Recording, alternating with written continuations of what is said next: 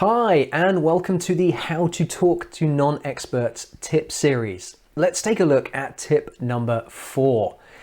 Show how the topic impacts the audience. And the key word here is impact. This is what we're looking at.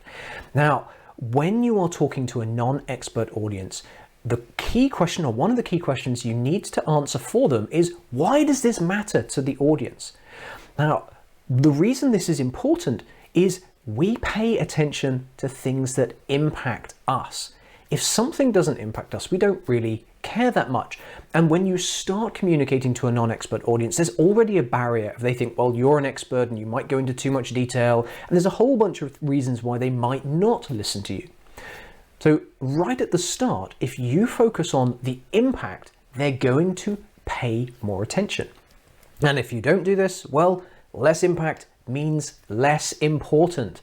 And the real outcome of that is you end up with an audience that says, I don't care. So if I don't know why it impacts me, why should I care? Why should I pay attention? So now that you know you need to show impact, how do you do it? How do you actually show that a topic impacts an audience? Well, there are a few ways you can do this. You can show how it relates to their work. How does it relate to the things that they do every day? How does it relate to things they want? We pay attention to and care about the things that we want. The next two are not usual, but they are very simple ways to describe impact. What's the impact of the effort I need to put in?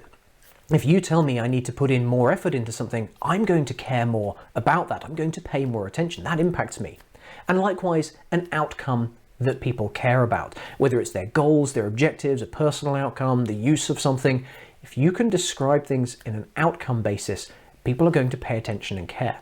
Now, this works for whatever perspective you're using. Right, back in tip 1, we talked about user perspective, business perspective, and expert perspective. You can consider these things in each of those different categories. What is the effort for the individual or the user? What is the effort for the business? These things will work in whatever perspective you're needing to consider. Let's take a look at an example. Let's say I'm the CFO, I'm the Chief Financial Officer in the organization, and I need to tell a manager how the quarterly financials are going to impact employees. I could give a whole bunch of data.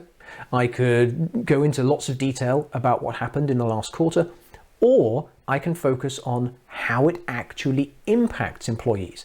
And here are some examples of that. Well, it might impact pay rises next year. Now, if the quarterly financials from last time were good, pay rises might go up. If they were bad, no pay rises. That impacts employees. And the same with bonuses. Now, from a manager's perspective, maybe there's an impact to the funding for projects. The manager is thinking about the work for next year, and I need to tell them that funding for projects is going up, down, or staying the same. Money for extra staff and hiring. Will there be staff cuts? If I describe the financials in these kinds of terms, these are things that directly impact the manager and things the manager cares about. So by focusing on the impact to things the manager cares about, they're going to pay more attention to the message and understand it better.